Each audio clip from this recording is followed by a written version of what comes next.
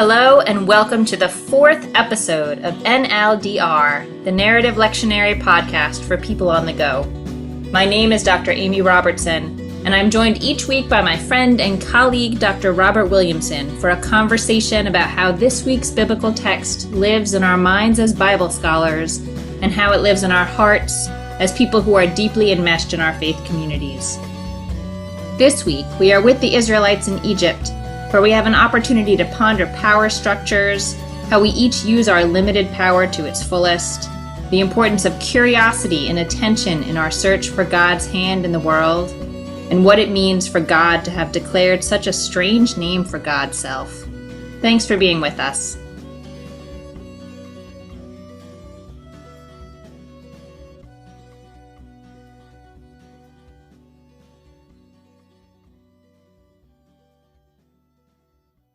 Hello, Bobby. Hey, Amy, how are you this week? I'm good. How are you? I'm doing really well. I'm excited about Exodus.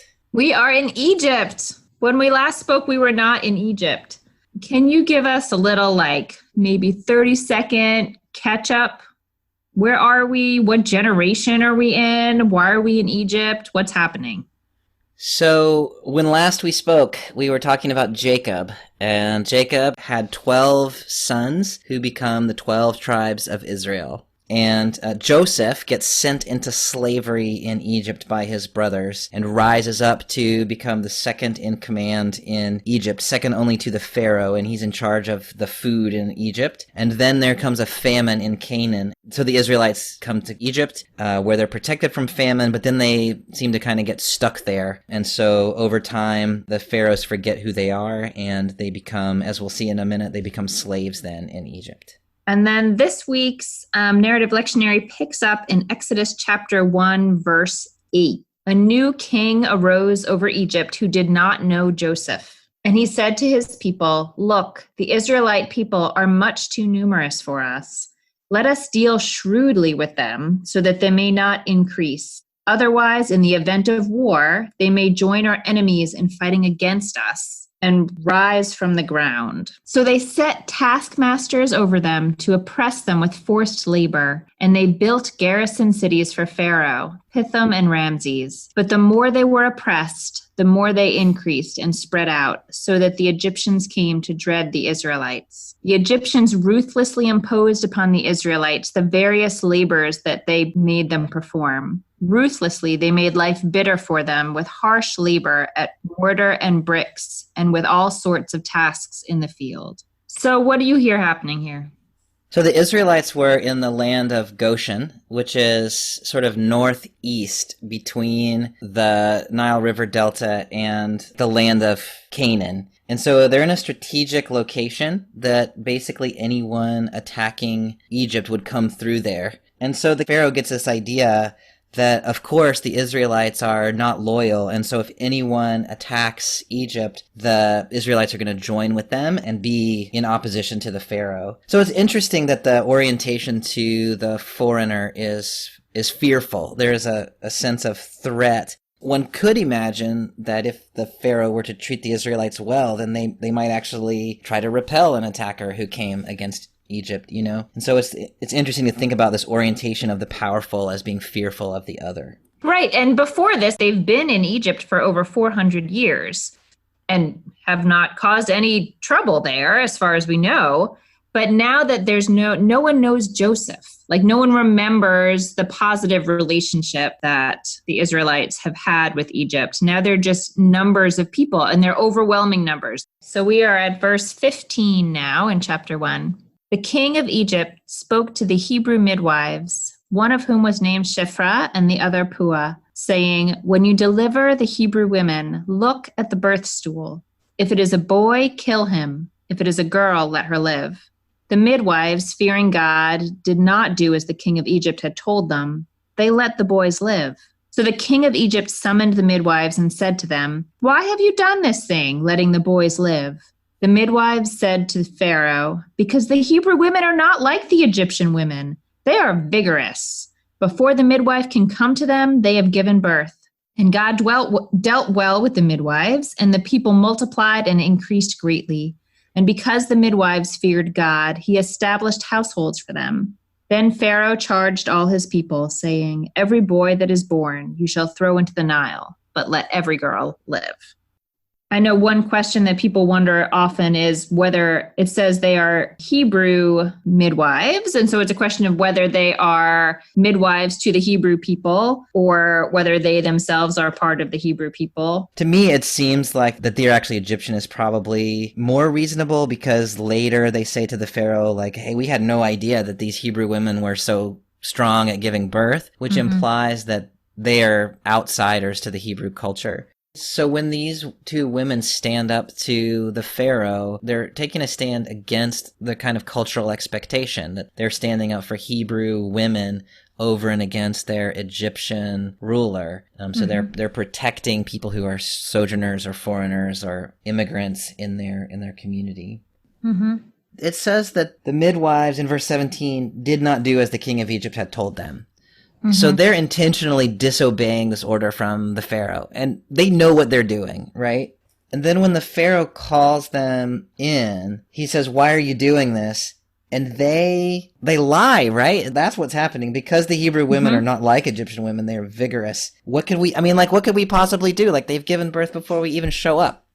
They're telling an untruth to the Pharaoh in order to justify this behavior that they're undertaking. What do you make of that? Last week we talked about this idea that when you're overturning power structures, or when you're a person who the sort of rules at play in your current society do not favor you, you don't have a lot of choices in terms of following the traditional rules and being socially polite and also bringing about the kind of change you want. That's what I see here, is if Shifra and Pua want to be able to continue to do their work and sort of use the power they have maximally in the world, they can't tell Pharaoh that they're refusing his decree. Like, it seems to me, the way I read this is Pharaoh doesn't really know that much about, like, childbirth, or maybe like I'm women. sure he doesn't. Yeah. Right. So they're using his kind of patriarchal orientation to the world against him. Like they know that they can say anything they want to say about women and childbirth, and the Pharaoh is going to be like, "Oh, like let's stop talking about that." Yeah. So they figure out, like you're saying, where their power is, and also where his weakness is, and they figure out a way. Like, what do we know that he doesn't know? And they figure out a way to twist that around. Okay. So now we come to Exodus chapter 2, and I'm going to read verses 1 to 10. A certain man of the house of Levi went and married a Levite woman. The woman conceived and bore a son, and when she saw how beautiful he was, she hid him for 3 months. When she could hide him no longer, she got a wicker basket for him and caulked it with bitumen and pitch. She put the child into it and placed it among the reeds by the banks of the Nile. And his sister stationed herself at a distance to learn what would befall him. The daughter of Pharaoh came down to bathe in the Nile while her maidens walked along the Nile. She spied the basket among the reeds and sent her slave girl to fetch it. When she opened it, she saw that it was a child, a boy crying. She took pity on it and said, "This must be a Hebrew child." Then his sister said to Pharaoh's daughter, "Shall I go and get you a Hebrew nurse to suckle the child for you?" And Pharaoh's daughter answered, "Yes." So the girl went and called the child's mother, and Pharaoh's daughter said to her, "Take this child and nurse it for me, and I will pay your wages." So the woman took the child and nursed it. When the child grew up, she brought him to Pharaoh's daughter and made him her son. She named him Moses, explaining, "I drew him out of the water."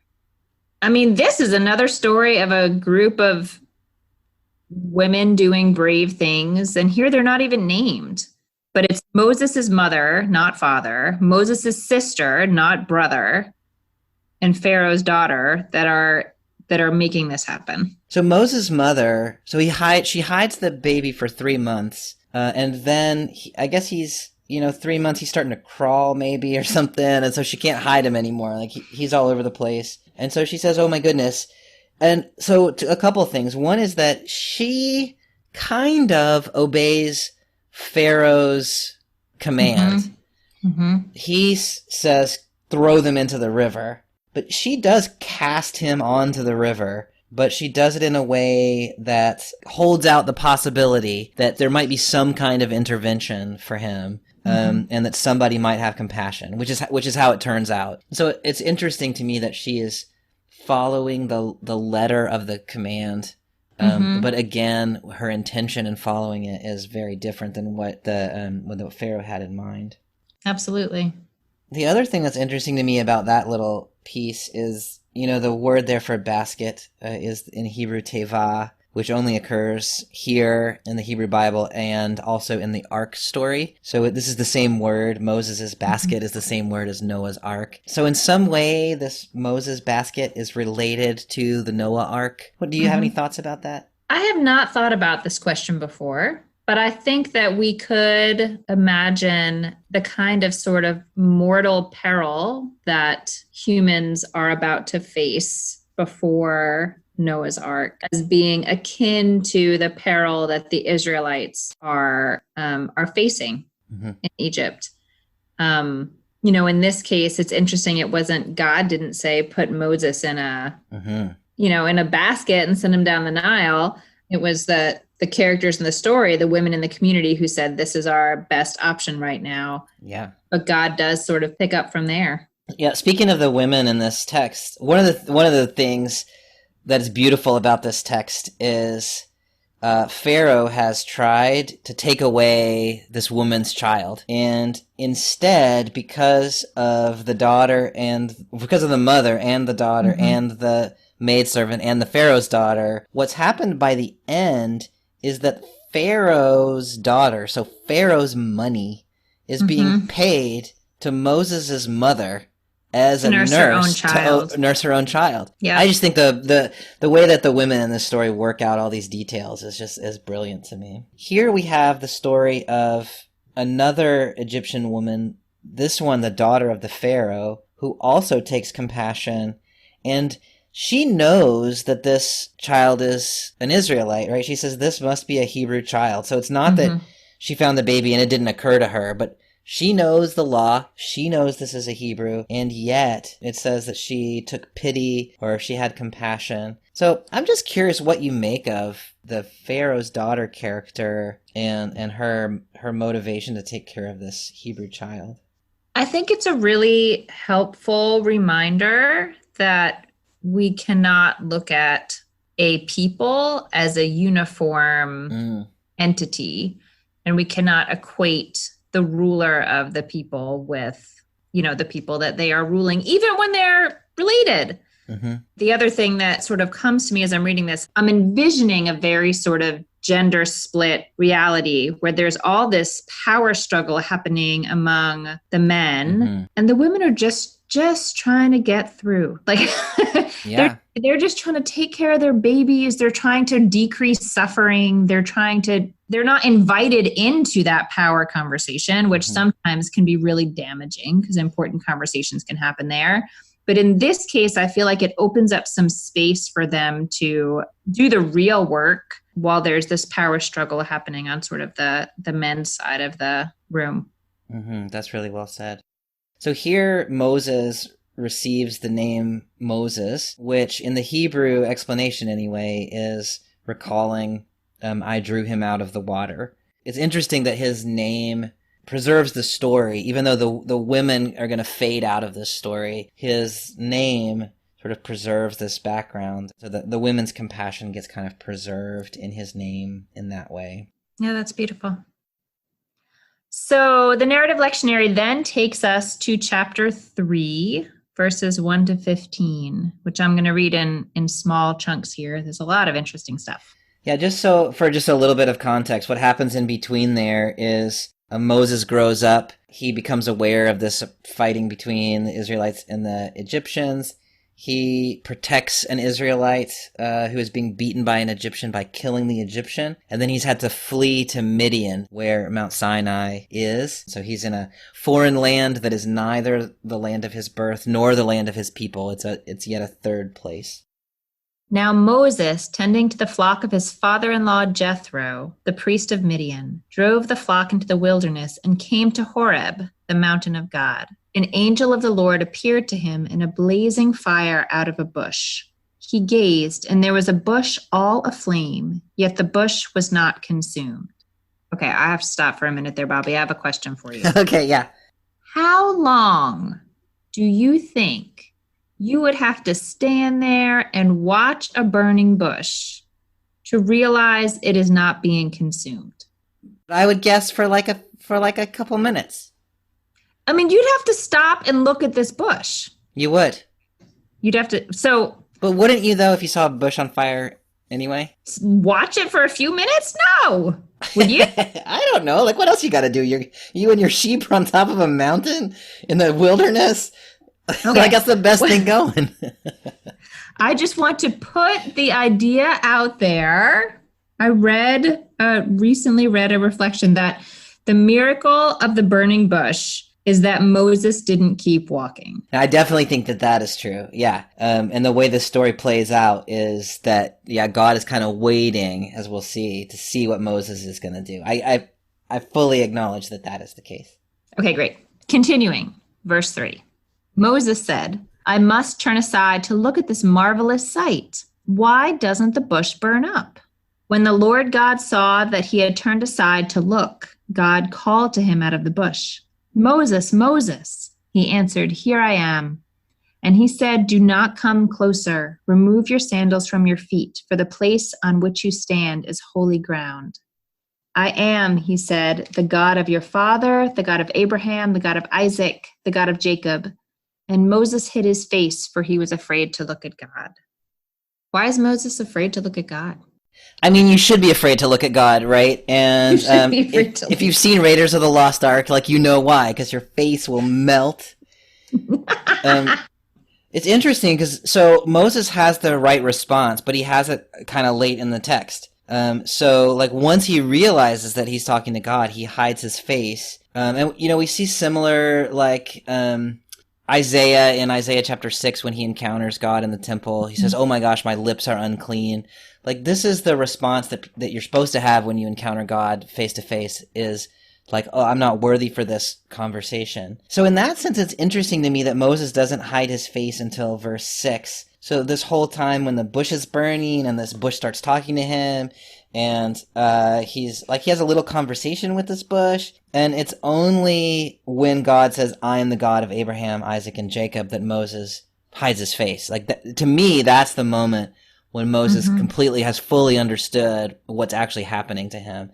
Now, back to your earlier point about the miracle that Moses turned aside. Like, I really think there's something to that.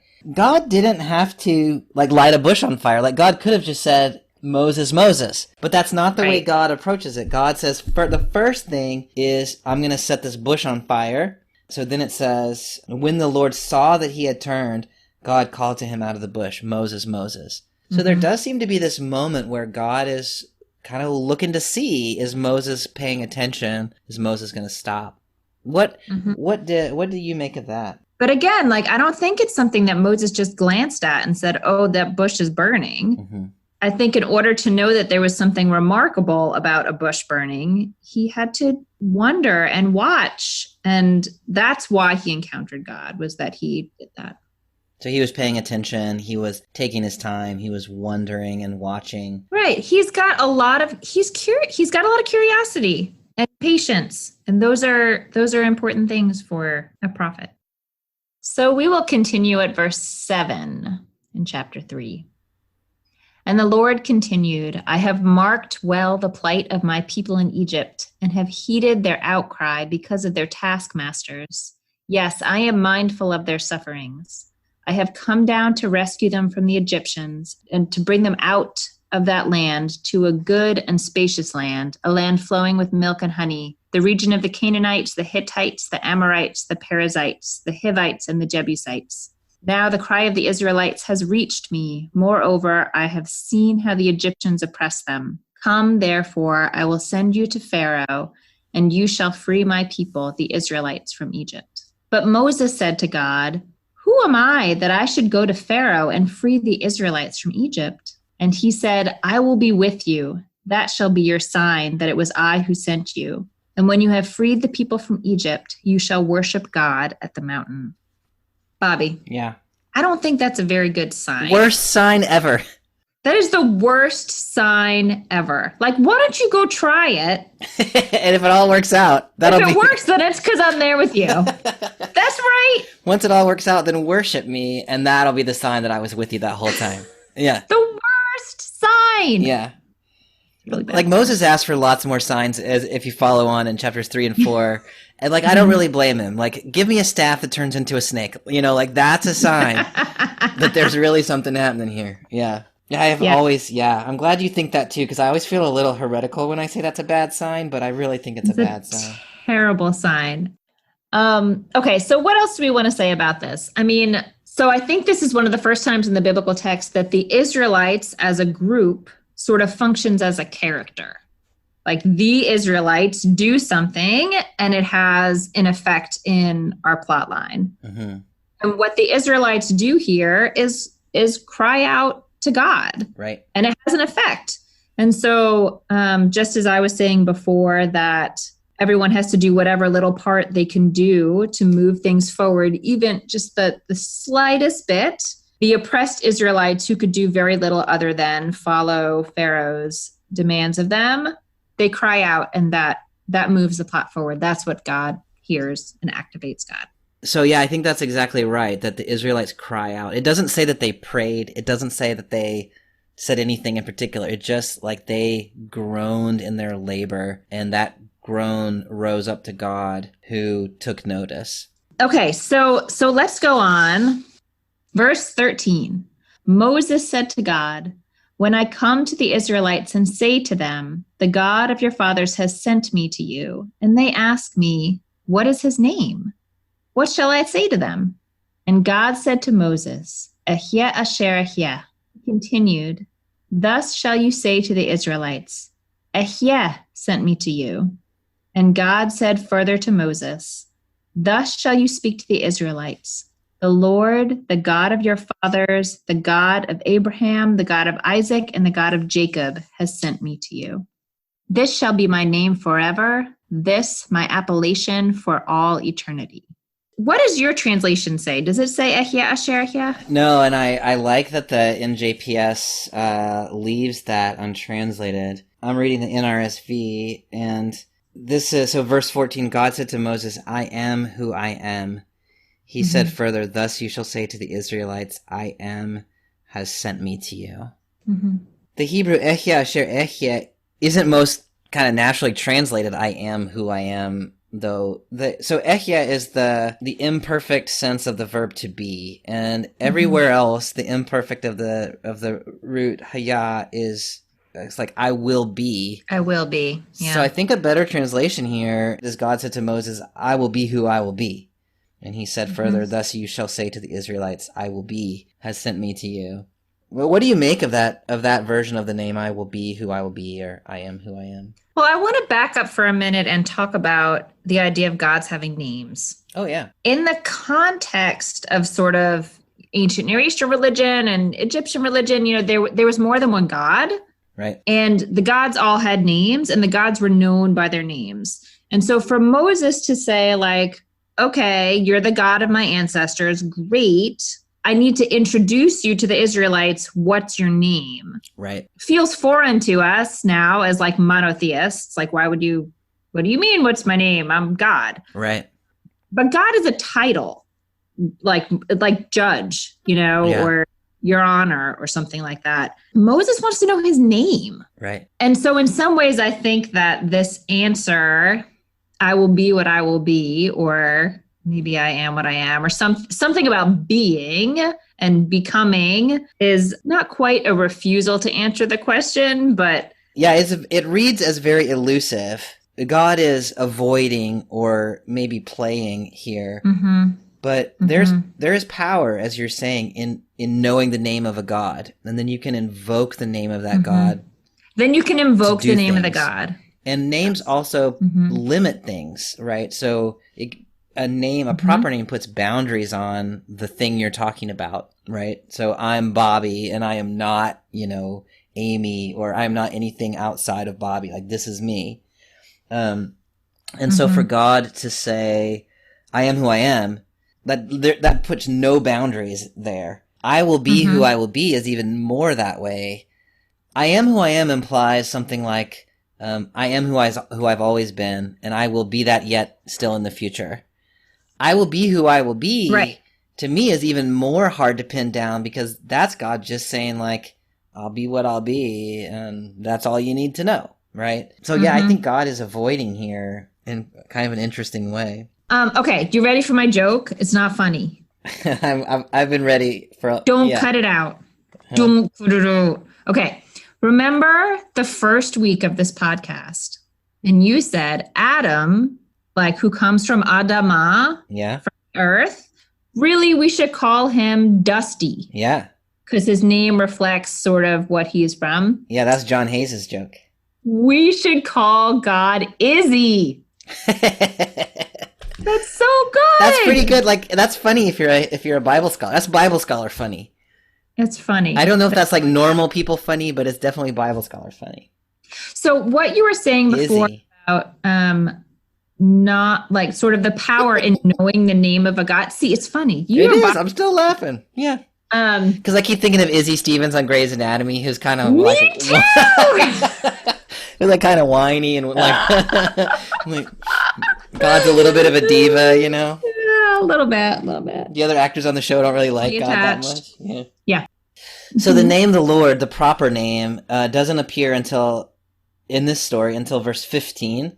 So God has said, Ehya asher ehya, I will be who I will be. Tell them I will be sent me. And then God says, thus you shall say to the Israelites in verse 15, the Lord, the God of your ancestors. That's the proper name as you're describing it. And in most English translations, when you see Lord written in all caps, that's the divine name. And so that's basically the third person form of what God has said in the first person previously. So he will be, or something like that. So that in verse 15 is when God actually reveals the actual name that the Israelites will call God from then on. Mm-hmm. So, Bobby, what are sort of some concluding thoughts that you just want to leave our folks with? So there's so many ways that you could go with this text, and it really depends on which part of the text you want to focus on. But just on this last little bit that we've been talking about, one is that the way God gets motivated on the side of the Israelites in this text is because of this kind of formless cry of pain.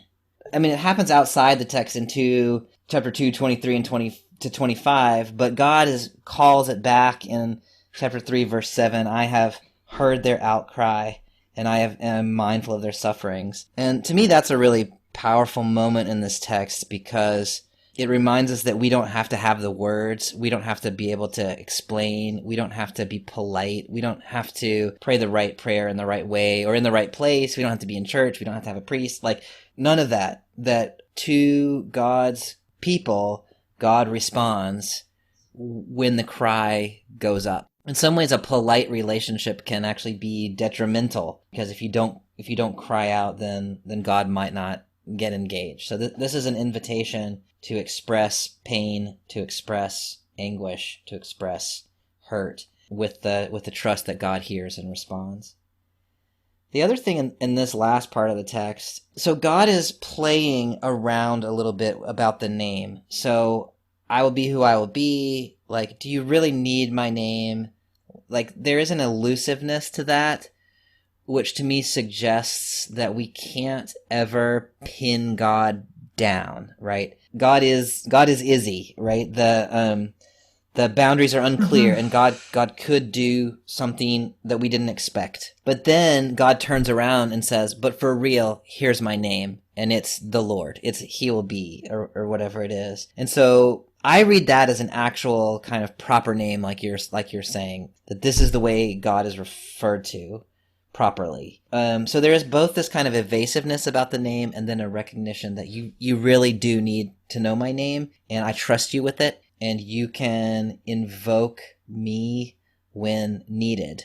And so there's this kind of entrusting of the divine self, letting us pin God down at least a little bit. Yeah, I really like that. What do you see when you look at this text? So the Israelites at the beginning of this text, they're in a bad situation.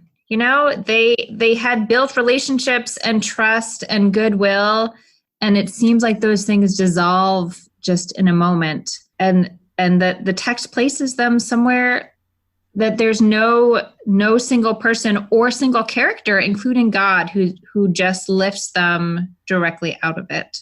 Liberation really comes from a series of characters in the story doing the best they can with whatever piece they have to sort of address the situation that they found themselves in. We have the midwives who quietly decline to kill the male Hebrew babies. We have Pharaoh's daughter who responds mercifully to the sight of a Hebrew baby. We have Moses' mother who makes the impossible choice that ultimately saves her child's life. And we have Moses who pays attention and is sort of authentically, earnestly himself.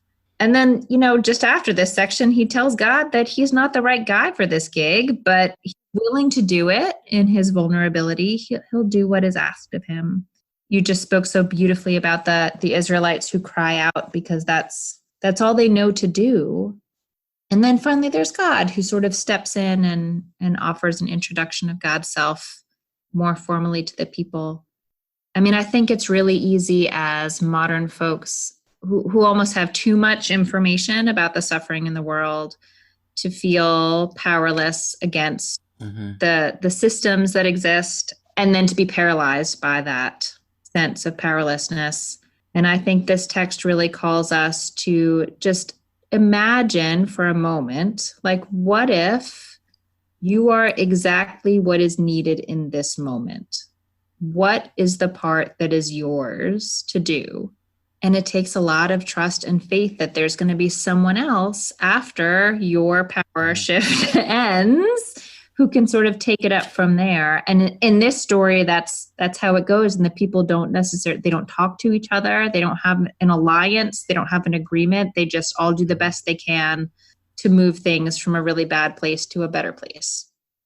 I really like that. And it was, for me, it was touching back on a conversation that we were having earlier about, Shifra and Puah had to have imagined that eventually they would get found out and that there would be a change of tactic from the Pharaoh. And so they could have said, well, this thing that we're going to do is only going to work for a little while, and therefore it's not worth doing. But I really like where you're headed, where you do the thing you can do, even though you know that it's only the thing that's going to work for now.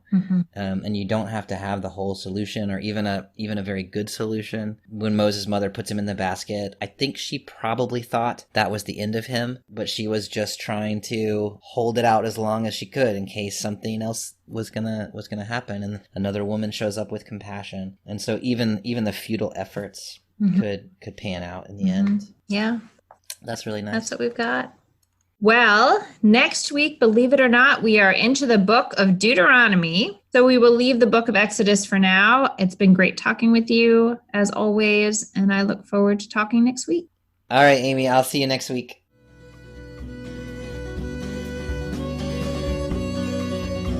That's it for another episode of NLDR, the Narrative Lectionary Podcast for people on the go. We'll be back next week checking out the book of Deuteronomy. Until then, have a great week.